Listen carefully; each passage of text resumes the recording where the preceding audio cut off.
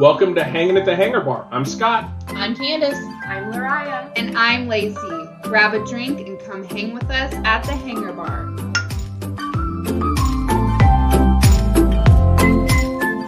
Hey everybody, welcome back to the Hangar Bar. Candace and I are again hanging out at the Minx Bourbon Bar without Lacey and Lariah. We're planning on getting together to record with them really soon, and we have a whole bunch of fun episode ideas for when we do get back together. So that's going to be absolutely fantastic. So watch for the rest of season 2 as we come out. That's our shameless plug for the day. But today we're going to be spending a little bit of time talking through what a first-timer should do. We had a conversation with some friends last night, and the topic came up of this would be somebody's first trip to Disney, and they're like, what are the things that I have to do, or what are the things that I can't miss? So that's what we're going to spend a little bit of time talking about today. And specifically, we're speaking about Walt Disney World in Orlando, Florida. Right. Because each Disney park is a little bit different and offers some different things. Yeah, so I think we sure. need to be clear about that. Yeah, we're talking about Florida today. And in addition, this is a podcast for people without kids or not taking kids. So we're not taking little ankle biters into consideration with this. This is a first-time trip to Walt Disney World as an adult. Yep, I think that's fair to point out. And the other thing, just as a little bit of laying the groundwork so you know what you're listening to today, is not the demographic. What's the word I'm looking for, Candace, to talk about the persona of the person that we're talking about? Yes. Is someone who has told us they don't like lines. Mm-hmm. Not a real ride person either. Not a really big ride person. And so our challenge today is to come up with the must-dos, because we all know there's things that you have to ride, there's things that you have to do, and there's probably even a right order to do some of these things. Absolutely. So we're talking about somebody that doesn't like lines, not a big ride person, but wants to go to Disney because apparently we make it sound like a lot of fun. Agreed. Okay, so let's start at the macro and go down to the micro. Okay. And we're not talking economics. Well, thank goodness, because yawn. That's a different kind of a podcast. Yeah, not a fun one, for sure, unless you're into that kind of thing. But. Okay, so if we're starting macro, we're going to Disney. There's lots of different things and options that you have to think about. Walt Disney World. Right. So from here on out, when I refer to Disney, I'm referring to Walt Disney World. As you're listening, we're talking about Florida. So as you're planning your trip, you have Disney Springs, you have Magic Kingdom, Animal Kingdom, Epcot, Hollywood Studios, water parks, depends on the time of year, but 2 different water parks, putt-putt golf things to do. What else? What am I missing? Just other activities that can be accessed at the different resorts, like boat rentals and things like that. So many different resorts. I don't even know how many resorts there are total, A lot. But there's a lot of them. If we're starting macro for a first-timer's trip, do you go to Magic Kingdom first, knowing full well the persona that we've set up? Or do you introduce them to Disney World in a different way? Honestly, knowing the person that we're speaking about, and this is a very specific individual, but I know how we like to travel, and I know how we like to do Disney, and I don't think that our way of doing Disney would be that far off. Right. So if we're really truly going on a macro level, number one, you absolutely stay in a Disney World resort. Yeah, for sure. The transportation alone makes that better, because if you're staying at a good neighbor hotel, there's nothing wrong with that at all. But you end up, the transportation isn't as timely, it's not as well done, it's not themed as well. The hotel's not going to be themed as well, and as much as we don't have kids, that theming is important. Yeah, because even if you think about it, like our stay at Old Key West, there's nothing overtly Disney themed about that resort. However, the hidden Mickeys and the railings on the balconies, that's just that little extra touch. Yep. But inside the rooms, nothing screams Mickey, nothing screams pixie dust, nothing screams theme park. it's just a really nice place to stay. And when you're in the middle of the magic, the service is impeccable all the time that we've ever had. Like you said, the transportation is flawless. Yep. It's just, I would rather go do that than have to worry about getting from point A to B when I can just be there. Yep. Agreed. Okay. So let's now go down to the next layer. We're staying on property. What is your first park for a first timer?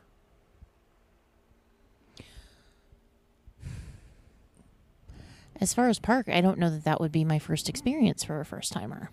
Really? Okay. I think I would break them in by taking them to Disney Springs for the first day. Okay. So like get there in the morning, Or as close to morning as possible. go spend an afternoon at Disney Springs doing what? Just walking around and getting them used to, the crowds, because that's going to be sort of theme park-esque. Right. But there's also going to be introductions into the theming that's not like slapping them in the face. There's going to be a lot of options as far as snacks and drinks and food and things to do that aren't theme parky and aren't in a line and this, that, and the other, and kind of just ease them into that whole, this is what you're signing up for. Yeah. Yeah, that's such a great point. I don't know why I jumped instantly to parks, but yeah, I think that going to Disney Springs and remembering our podcast namesake, let's just go hang out at the Hangar Bar, because you get that introduction to theming, storytelling, and you're doing it while you're drinking good drinks, eating good food, and then you can go pick one of any number of restaurants to go to. But if you want to truly immerse yourself in Disney early, the Hangar Bar is such a great place to do that. For those that don't know, Jock Lindsay's Hangar Bar is Raiders of the Lost Ark themed. Mm-hmm. Yeah, Indiana Jones. Yeah. And the little nods to all the Indiana Jones stuff is there, from the drink menus to the eats that you can get. And Jock Lindsay was Indy's pilot in one of the flicks. I'm not remembering off the top of my head. I think it was Raiders. Yeah, but he's the pilot. And he has a pet snake named Reggie that shows up in the plane. And there's a box in the Hangar Bar that says may contain live snakes. So, yes. And I think the person that we're speaking about would get a kick out of that just subtle nuance and not so much blam. There's something. Yep, agreed. Okay, so, and there's not going to be, we've never waited in a line except for at a bar at the Hangar Bar. Like, I've waited in a line too deep to get a drink. Right. But anybody that's used to going to a local pub is going to be used to that kind of a line. But you're going to get the theming, and you can start people watching and that kind of thing. And then, like you said, go get some dinner from any number of places. You can listen to some of our other podcasts about places to go find your dinner, some of our favorite places to eat at Disney Springs. But yeah, it's such a good point. Don't necessarily start your immersive experience in a theme park. Start it somewhere else just to start getting yourself in that mind frame. Such great advice. Yeah, because it's pretty overwhelming. I mean, if you just go from the madness that is Orlando International Airport straight into a park, I mean, that's setting up anybody for failure as far as I'm concerned. Yeah, agreed. Okay, so we're into day 2. Mm-hmm. Where do we go? Such a great question. Again, we're speaking about an individual that we know that we were talking about this for. So some of the things we might recommend are going to be he's going to be sitting there listening, going, "Hey, that's me," and so just know that our recommendations may change depending on who you are and what we know about you. But I have an idea just based on the person that we're talking about today and the persona that we've set up. This is so hard because I'm trying not to let my bias that's in my head get in the way of this. Mm-hmm. And that's tough because I know how I would do it, but that may not be right for him. Okay, so what's your bias telling you? And then I'll tell you what I'm thinking. My bias is telling me to start with Hollywood Studios. Okay, tell me why. Well, this is going to be a very unpopular opinion, but when has that ever stopped me before? My impetus for putting that first is to get it out of the way. Okay, so that's your bias speaking. That's my bias speaking. I was but I think for the person that we are planning this for and sort of making these recommendations for, I think that would help sort of draw him in, especially with Galaxy's Edge and those kinds of things. I mean, again, he's not a big ride person, so I don't think that, we're going to be able to get him on Tower of Terror. But with that said, there is Galaxy's Edge. There's lots of opportunity in Hollywood studios for, just grabbing a drink and sitting and people watching if that's what he wants to do. And the thing about Disney, and I've said this before because this is kind of how it affects me, I am happy just being there. I don't have to go on rides. I don't have to be all hyped up about something. I can just be there and the ambient music playing and the theming throughout everything and just the magic of it. And I know that sounds super cheesy, but I'm happy just being there. Yeah. Yeah, exactly. And so as we're talking about this first timers trip, I'm thinking about it in a way of building excitement. Like breaking you into something that you're going to not be like, crap, I'm just waiting in lines for rides I don't care about. I'm saying Hollywood studios because I know Star Wars is a draw. Yeah. Star Wars is something that we're gonna go into Galaxy's Edge first.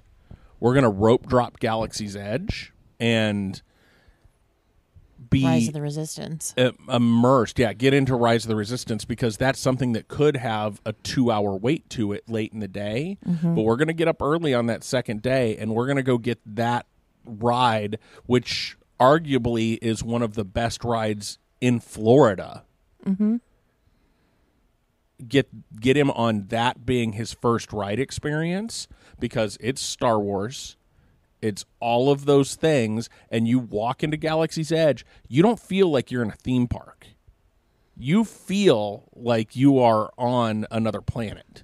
Okay. You're looking at X-Wings. You're looking at the Millennium Falcon. All of these things that as a Star Wars fan, you're going to geek out about. And then you're going to get into the queue, and you're going to see how Disney does queues. For the most part. Which is different than anybody else. And yeah, we may have a 45-minute to an hour wait, but we're doing it together, and you're going to realize how immersive that queue is, which in turn is going to make, once you get off of probably every ride after that, maybe a little bit of a disappointment, but we're not going to take you on every ride anyway. But after that, you're going to be more willing to go stand in the line to get onto Smuggler's Run, which is the ride system is really cool. The ride itself is underwhelming. But again, I think the ride was underwhelming because I didn't do the queue. Right. You did the single rider line, which Right. takes you basically in a quote unquote backstage area. Yeah. Where you're just seeing hallways and stairways and you're not seeing a lot of the the story's really not being cool told. Theming. Right. You're not getting, and we've talked about that before. I think it's really important to go through those cues because it sets up the story and it gets you immersed while you're waiting. And whether you want to acknowledge that or not is 100% true. Right. Oh, yeah, for sure. Like, in the Smuggler's Run, you miss out on Hondo. Well, how dare you? I know, right?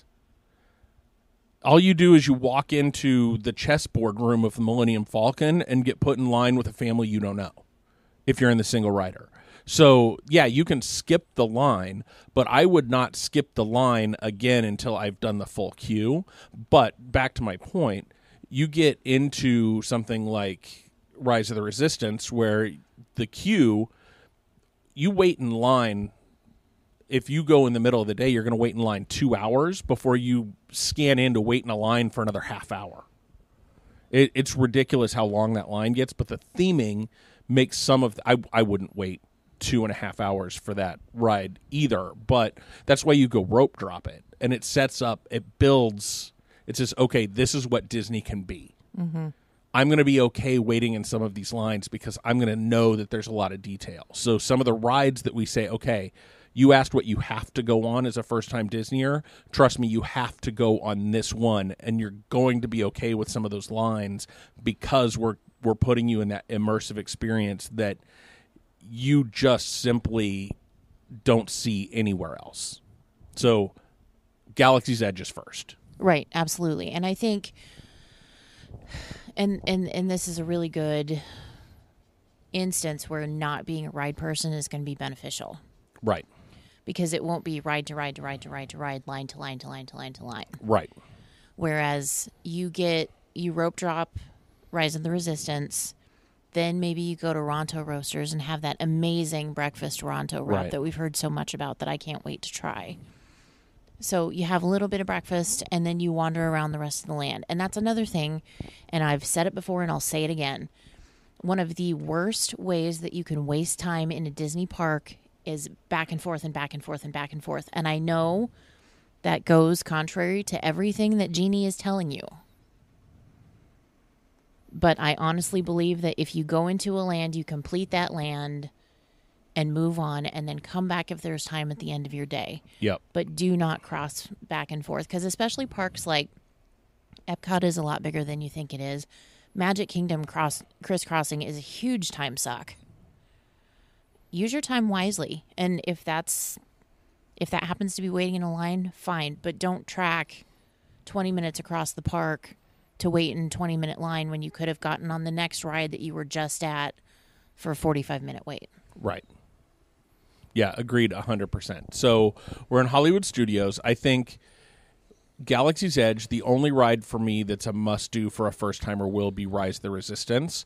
But I have a feeling just when you see the Millennium Falcon, all of a sudden that becomes a must-do ride as well. And I think it would be a different experience when you're not a single rider with another family. I think if you go with your travel group, it's going to be a lot more fun and a lot more of an interesting experience. Right. Because you're with your people. Yep, agreed. So, okay. Maybe even like if we're spending some time, if you can pop a reservation for Oga's Katina, that would also be something cool to do. But I don't know that would be a have to do. Like, we're talking about things that you have to do in your first trip. I think Galaxy's Edge you have to do. I think Rise of the Resistance is the one ride that I would say you have to go on this ride. I just know that then when you see, and I think the Ronto wrap, that's another have to do. Get some food there. Try the blue or green milk or both. If you want it with the rum floater, I think they start serving the rum floater as early as like 10 o'clock in the morning. So it's all good. And you can walk around with that drink while you wait in the next line. So you get your blue and green milk with a shot of rum in it. And then tequila, and then you go get in line to do Smuggler's Run, and you just have a great time. Because I think Smuggler's Run, while not a must-do ride, when you're in there and you're like, I can go into the Millennium Falcon, it becomes a must-do. Even though the ride's not a must-do. Right, it's just being there. Right. Yeah. Okay, so then let's say we leave Galaxy's Edge. We've talked about the must-dos in Galaxy's Edge. What else in Hollywood Studios is a must-do for a first-timer? I think this is going to be a controversial opinion as well, but I think walking through Toy Story Land, was just thinking the same thing. Not necessarily going on any of the rides, because I mean, I know Midway Mania is like your favorite, thing ever. And it is fun, and it's cute, and it's an amazing ride. And yes, I would do that over Buzz Lightyear over in Magic Kingdom. Yes. 100%. As a first-timer, you have to go in with the expectation, or anybody else for that matter, even if you've been there 15 times. You're not going to get to do everything. You're not going to get to see everything. You're not going to get to experience everything. So I think some of that, like, super popular stuff like Slinky Dog Dash, either don't do it this trip or come back in the evening and do it then. Right. And I was thinking the same thing with, like, the Slinky Dog Dash, as cool as that is. Walking by it is cool. Seeing the Tinker Toy roller coaster, seeing the Slinky Dog come flying by, I think that's enough, especially for this person that's not a big ride person. Like, right. I would be disappointed on that roller coaster if I spent 60 minutes in line for it. Agreed. But seeing it, being shrunk down to the size of a toy, you gotta do it. Like, right. You gotta walk through that land. Right, being immersed in that land and seeing the popsicle stick fence, which is just cool.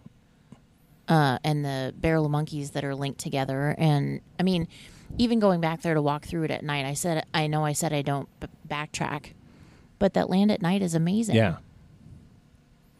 Agreed.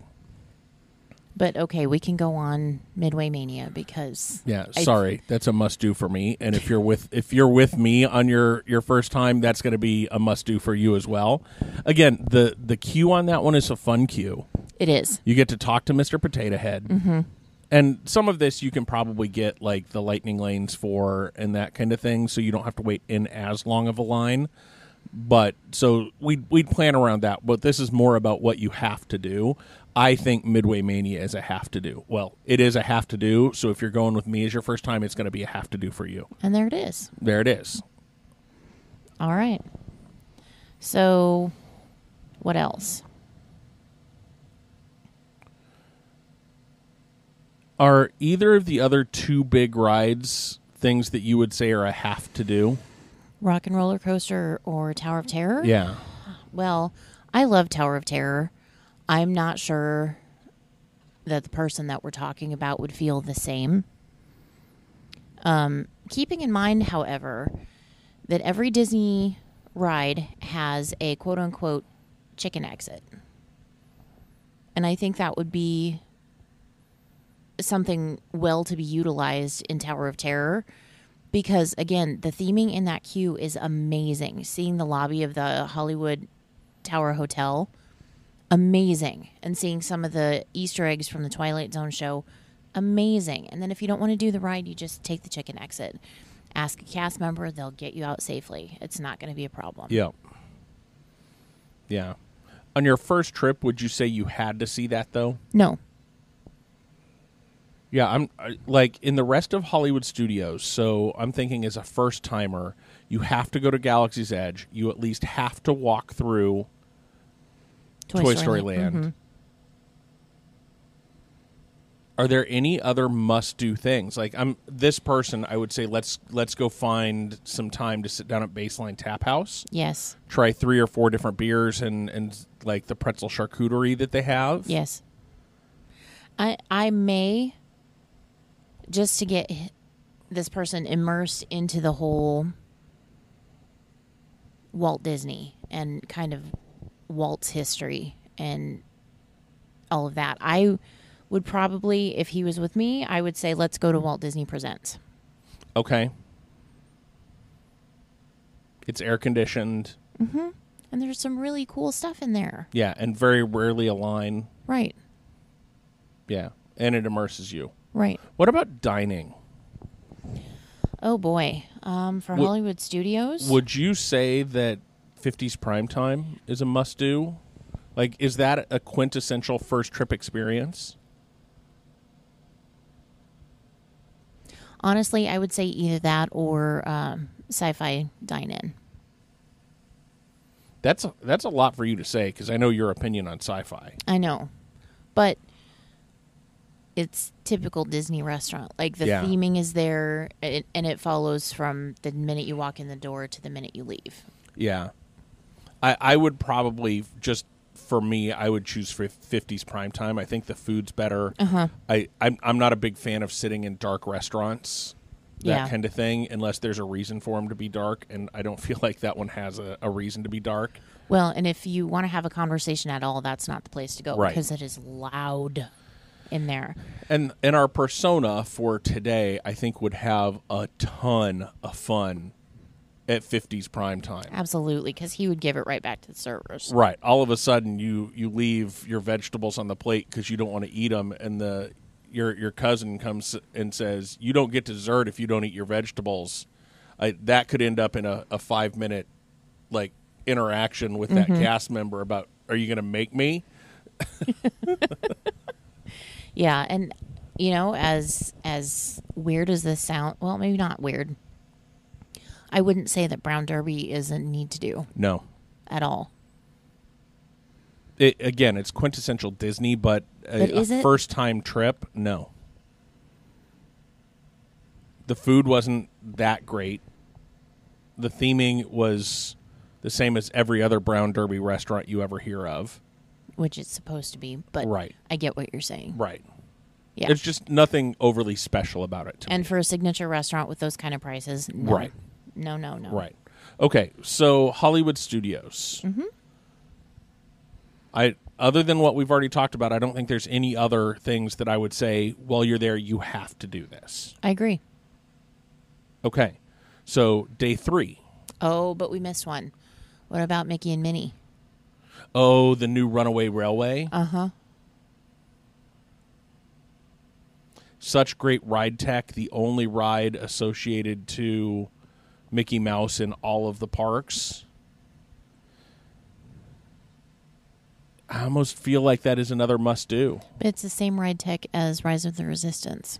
Just because it's trackless. Right. But it's, I would do it just because it's Minnie and Mickey, and, it all started with a mouse. So being that on day 1 of our park adventure, I kind of feel like it helps with the immersion a little bit. Yeah, agreed. And everything that we're talking about doing, we've only spent, 4 or 5 hours total in the park so far? Mm-hmm. So even if there's a little bit of a line for that one, again, the queue is kind of cool. They have the handprints and all of that you can kind of look at and do. And it would probably suck standing in line alone, but if you're with a group of people or just even one other person where you can sort of talk and visit and point out details, I think that would be worth it. Again, my caveat for that, I don't know for somebody that doesn't like lines and is not a big ride person, that's one I would tell them they had to do unless they could get a lightning lane for it. Right. So Agreed. that would be my caveat there. Get a lightning lane if you can. Right. Yeah. Otherwise, I don't think that's a ride that I would be afraid we would walk off of it and say that probably wasn't worth the time that we spent in line. Right. Now, even if it was cool. Now, if it was still a great movie ride, absolutely. You're still a little bit bitter about that, though. Well, we don't need to talk about this again. It'll come up again eventually. Of course it will. Okay, so day 3. Mm-hmm. Where are we going for our third day? Now we've been immersed slowly into Disney culture. We've seen our first theme park. We kind of know what to expect from lines, queues, the different kind of things to do. So is now the time to go over to Magic Kingdom and see all the things that really Walt had a hand in? Yes. Okay, so day 3 is going to be our Magic Kingdom day. And I don't know that I would suggest a lot of park hopping for this person. Not for the first time, no. Because that's stressful in itself. And it's going to feel like you spend so much time waiting in a line just to get into a park. Yes. But once you get into the park, you stay there. The lines are for a purpose versus waiting in line to get on a bus to then go get in a line to stand to enter the park to get in a line to get on a ride. To go to bag check, to get in Right. line, to get to... Yeah. Yeah. No, we're not hopping on this first trip. Sorry. No. Not at all.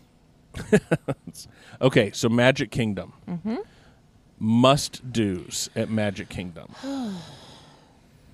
Okay. Knowing our persona. Yes, knowing our persona. I would say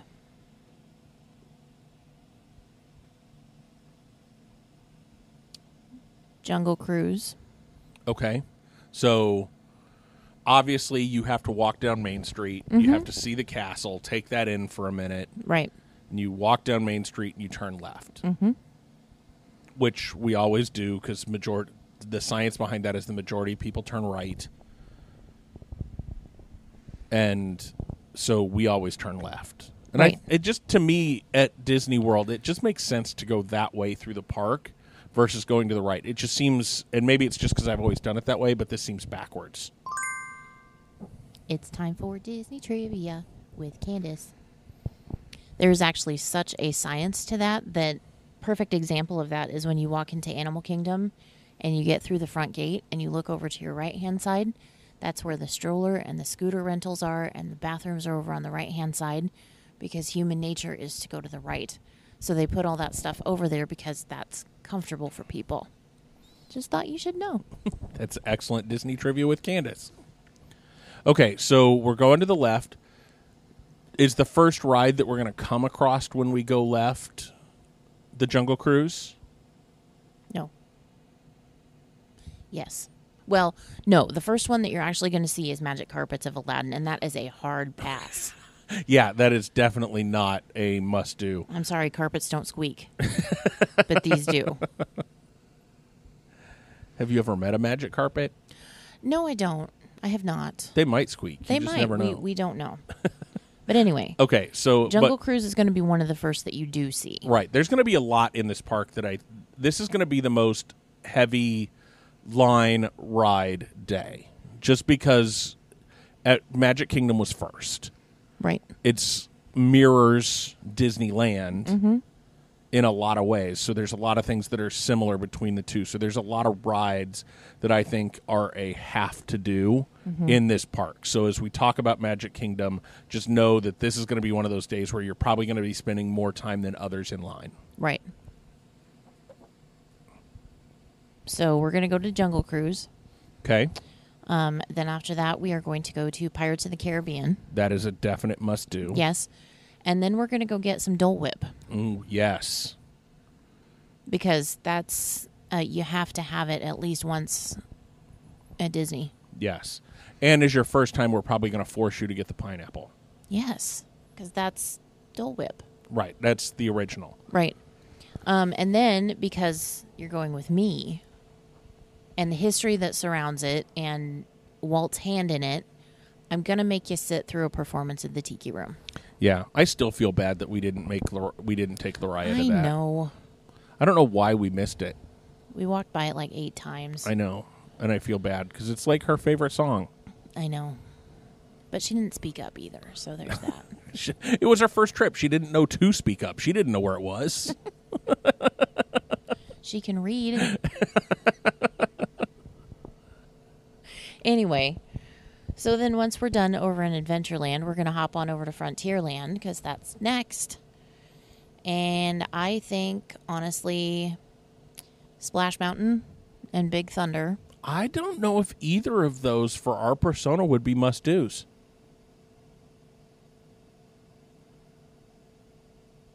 Think if you wanted to say we needed to do one ride in that land, I'd probably choose Big Thunder because the line is going to be shorter. Yes, but Splash is less of a roller coaster. That's true. Again, I don't know that I would say either of those are things that you have to do. Okay, so maybe just walk around. What about, that's not in that land, never mind. So maybe just walk around, and if something looks interesting, you go. But yeah, I don't. Or if it's a short line, like you walk by and Splash happens to be 20 minutes, Yeah. you jump on. Yeah. But I don't know that either of those, like you said, is a absolute 100% must do. Right. For somebody that doesn't like rides. Yeah, Or exactly. lines. Exactly. Those feel like lines to get on a ride for the sake of lines to get on a ride. Although I will say the theming for the line in Big Thunder is pretty good. Yeah, I think the same holds true for Splash. To a point. They're both good cues, but you still feel like you're standing in line. Absolutely. Yeah.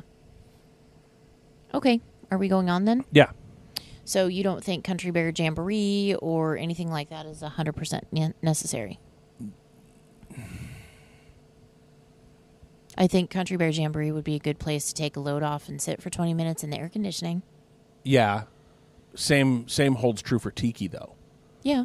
Like that's an introduction to original Disney animatronics. Mm-hmm. Like if you're trying to get some of the history of Disney in, Tiki kind of fits that. So would Country Bear, and he's a pretty big music person, so he might enjoy Tiki Country Bear. But again, I don't know that it would be a have to do. I think it's one of those, if a show's starting in the next 5 minutes, you'd go jump in it. It's Fair not enough. one that I would have him wait a long time for. Oh, no.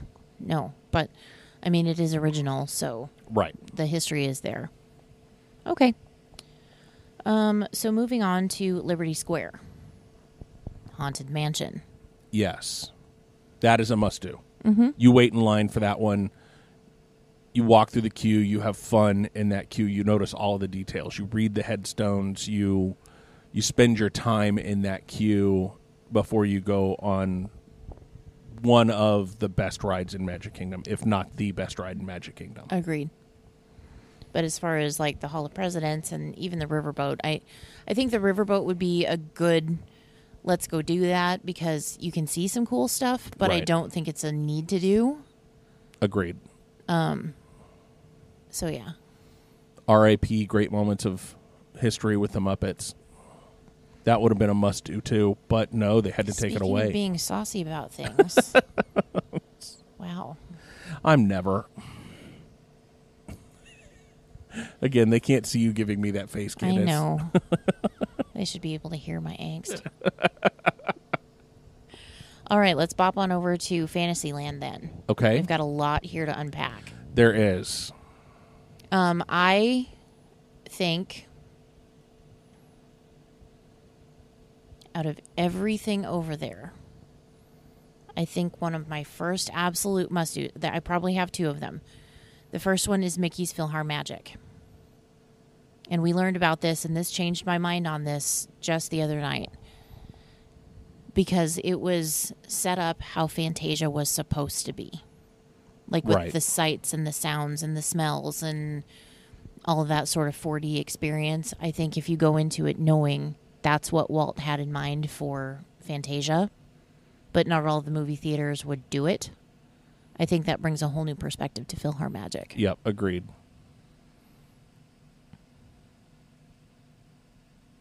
Yeah. And that one's never going to feel like you're waiting in a huge line, because basically all you're doing is waiting in a waiting room for the next show, the last show to finish, so you can get into the theater. Right, So that's not, it's going to feel like a theater experience more than waiting in a queue. right.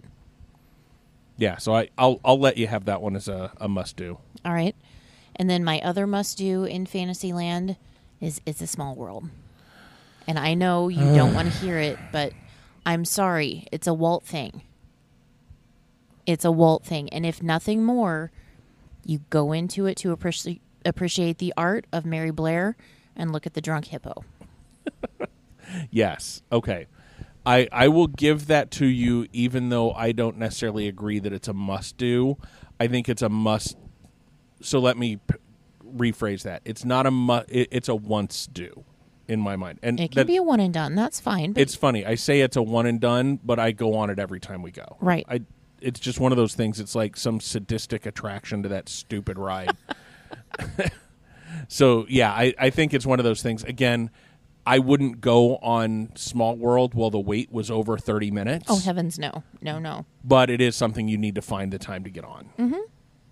And then sing that damn song all day long until you get into Tomorrowland, when you start singing another song. And we'll talk about that in a minute. But as much as there is in Fantasyland and as much as I love in Fantasyland, those are my only must-dos. I'm trying to think of what else is over there. You have the Little Mermaid ride. You have... Winnie the Pooh. Oh. Mad Tea Party. Is Winnie the Pooh... The Mini Adventures of Winnie the Pooh a must-do? No. I mean, it is for us, but for this person that we're talking about, I don't think so. Probably not. Yeah, you're right. You're right. Because that queue would not be as much fun, and there's not as much alcohol to carry around when you're in Magic Kingdom. No. That's very true. So moving on. Yep. All right, we are going to Tomorrowland. There's two things that I think you have to do. Go. You have to do Carousel of Progress. Yes. And we talk about things that Walt had a hand in. Mm-hmm. There is one attraction in Florida that Walt actually worked on. That is Carousel of Progress. And Small World. He did not... He created the Small World for California. But it was developed for the 64 World's Fair, Right. just the same as Carousel of Progress. So settle down. It was his idea, but in terms of actual attractions that Walt had his hands on in Florida. I understand what you're saying. That's, Don't get snippy with me. No, that's what I'm saying. It's a very much a Walt thing. You're going to sit through a 20 to 25-minute show where they do the same song over and over and over again, and you're going to be like, this is getting long. But the history of that ride, the fact that Walt sat in the same theater as it was being done, some of the things on Disney Plus that talk like the behind the attraction thing where they talk about Carousel of Progress. He's sitting there talking to the actor that's making the brand new computer technology move. All of those things are happening under Walt's purview. That is the only ride that happened at Magic Kingdom in Disney World. So that is why that has to be on the must-do list. And then the other one for me is the People Mover. Absolutely. Because, again, that's a Walt thing. Walt had that idea. That goes back to the experimental prototype community of tomorrow. That was some of the transportation that he had in mind, that kind of transportation. And it's just a really fun way to sit and relax your way around and see all the things that are happening in Tomorrowland. You get really good views. Lots of really cool stuff happens when you go on that ride. Agreed. Those are my 2 must-dos as well. And I'm trying to think if there's anything else over there that might be on the list. I don't think there is, because you have Buzz Lightyear, you have the Speedway, you have Astro Orbiter. Yeah, and none of Floor. those. No. Nope, that would be it.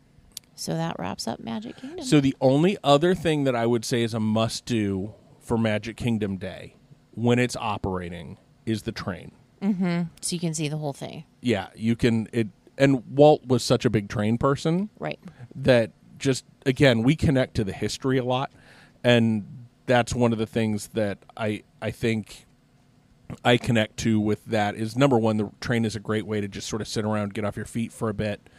And if you do want to traverse back and forth around the park, that's one way you can do it. Get on it in the Main Street station. You can get back to Fantasyland, or you can get off in Adventureland, or you can get on it in Frontierland, or you can get on it in Frontierland, hop off over in Tomorrowland, or Storybook Circus, yeah, which gets you closer to Tomorrowland. That's like, if you are going to hop back and forth, I highly recommend using some of those alternative forms of transportation like that. Mm-hmm. But again, you may have to wait for a train. Yeah. But it's not going to feel like a long line because you see what you're waiting for. Right. And there are things like if you were waiting on a subway, you'd have to wait in a line. Right. To get on that train. So to me, that feels very similar, feels the same. Yep. Okay. Moving right. into day 4. Day 4, we are doing Animal Kingdom. Okay, why Animal Kingdom next? Because I think, knowing the person that we're planning this for, I think the final park that we have not touched yet is going to be the favorite. So why not go out with a bang? There you go. I'm about it. It's the whole save the best for last philosophy. Okay, so Animal Kingdom, we have to go to Nomad Lounge. Absolutely. Have a cocktail or two. Mm-hmm. I think Kilimanjaro safaris. Yeah. Again, I'd probably rope drop the safari just because it'll be less line and the animals will be more active. Right. And then I also think like some of the walking trails, like the Gorilla Falls Exploration Trail and the Maharaja Jungle Trek, they're not rides, but you get to see animals. Yeah. And I think that would be better than having to wait in line for a ride. Agreed. I would skip the Kali River Rapids. Mm-hmm. For this person, I probably would skip Everest, even though I think it's the best roller coaster on all of property. Mm-hmm. I would skip it unless it was a short line. Because he said that he doesn't mind roller coasters. They're just not his favorite. And again, the theming of that one is so spectacular. And it's so smooth. Right. Like you don't need a chiropractic adjustment when you get off of it, which I think would be helpful. Going back to Magic Kingdom, we did not say that we would skip over Mine Train? Yes. Okay. Just making sure. I don't remember us talking about that. Yeah, I think it's overrated for what it is. Again, seeing it go by is probably... But that mix between roller coaster and dark ride is a lot of fun. It is, but still. If you're prioritizing, yeah, I can see skipping it. Yeah. And then I think just wandering over to Pandora just to see it, probably at night. Yeah, at night. Would be ideal. And is our person a Flights of Passage person? A Pandora person? Yeah. I don't know. Like the movie? I don't know. But I don't think I would make him wait in that line, even for flights of passage. Yeah. Again, because you could go on Soarin' and get a very similar experience in the next park we're going to talk about. Mm-hmm. And we probably would force to go on that one. Navi River Journey is too short of a wait, or too short of a ride, I think, for a line where you can't make rope interesting. Yep, exactly. Agreed. But that land alone is stunning. Yeah. Go drink some of the drinks, eat some of the food. Mm-hmm. I mean, they've got their own beer over there, for heaven's sake. Yeah, that's that would be the reason to go over there, is just to see the floating mountains. It's so impressive to look at, but as a non-rides person, I don't know that you would have to do anything over there. No. I would say no. Other than eat and drink. Which, hello. Right? Why would you not? So that's everything at Animal Kingdom. Mm-hmm. So really, we're going to drink and go on the safari. Okay. And that's it? Well, and then the jungle treks and things like that. Oh, yeah. And then making time for some of the live entertainment there. Like the Finding Nemo show, I think, would be appreciated. Yeah, I think that. And then the drummers in Africa. I think he would love that. Yep. Okay, so on to the last park. Yeah, the next day we are wrapping up this trip with Epcot. Okay. And there is so much change and so much difference going on in Epcot right now. But I think truly quintessentially Disney, you have to do Spaceship Earth. You just have to. That one never has a super long line to it. It's one of those dark ride omni movers. 20 or 30 minutes usually. Depending. I wouldn't wait a long time for that. I'd watch the times on your app and go to that one when it's a shorter wait. But yeah, you have to get on it at some point in the day. So as a must-do, you have to go on it, but we're not going to make you stand in a long line. Right. I also think Living with the Land is a must-do.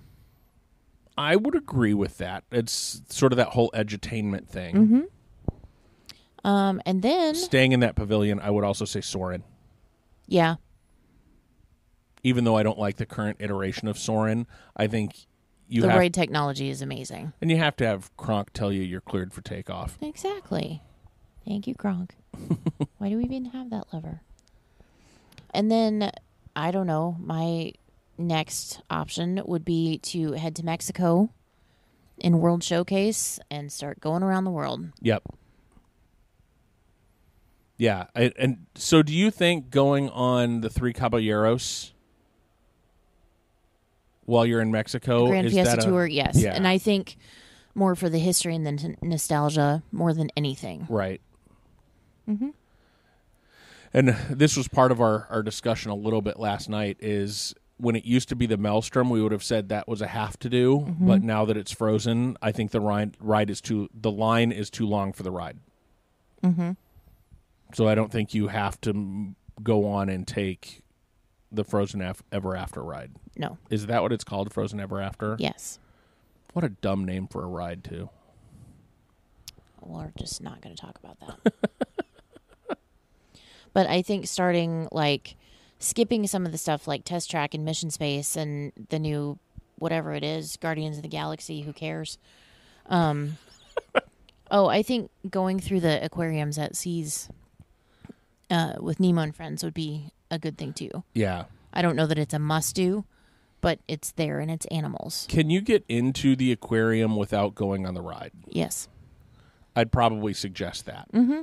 Because I think that ride would... Some of the technology in that ride is pretty cool, but I think the ride would be underappreciated. Yes. But I think the aquarium would be appreciated. Yes. But I think skipping all that hoopla and just going to World Showcase, because I think that's really where the interest of this person would be, as far as the eating and the drinking, beverages and I think exploring the pavilions of the different lands.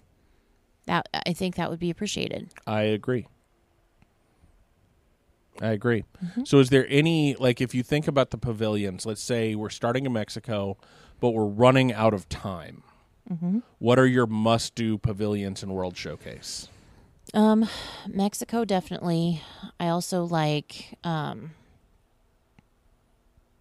Germany, Italy, Japan, to go to Mitsukoshi, if nothing else.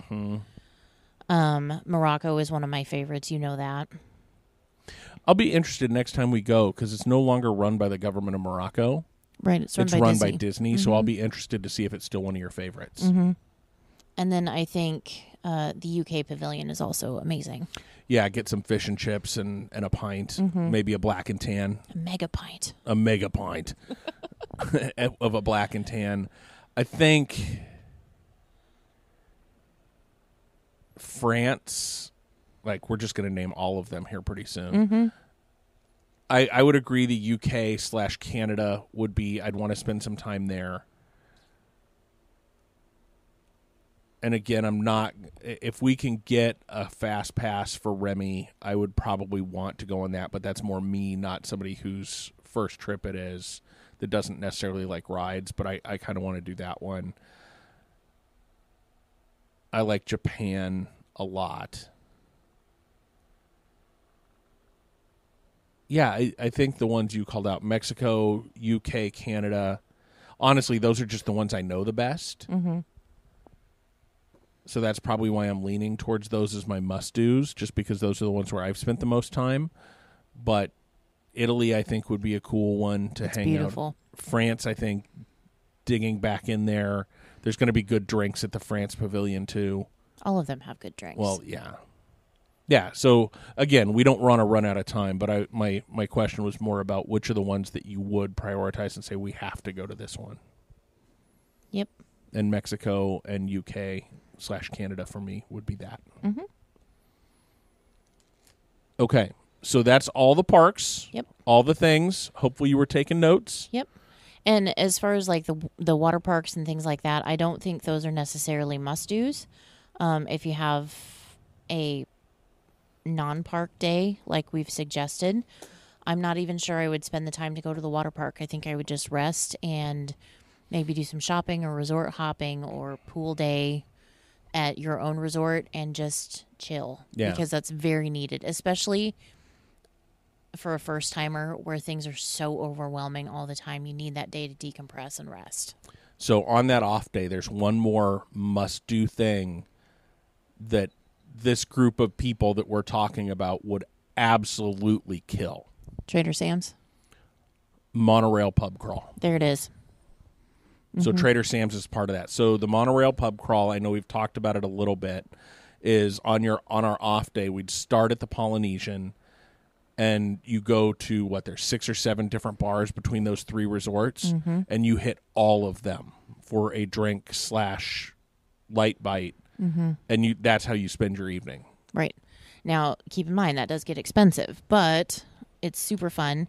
And it's super fun to see the different resorts and the different bars and how they do things. And their signature drinks are all amazing. Yeah, totally. Yeah, so that pub crawl would be another must-do for me for this person's first trip. Yes. I think that would be we have to get this. We have to knock this out. Yes. Because that would be, and I just think about how much laughing we would do with that group. There would not be a single moment that wouldn't be an absolute hoot. No. Of that entire crawl. Agreed. Okay. So thinking on all of Disney as a whole, all the things that we've talked about, again, Disney World as a whole, any other must-dos that we haven't talked about? Not that I can think of. Yeah, me either. I think we did a pretty good.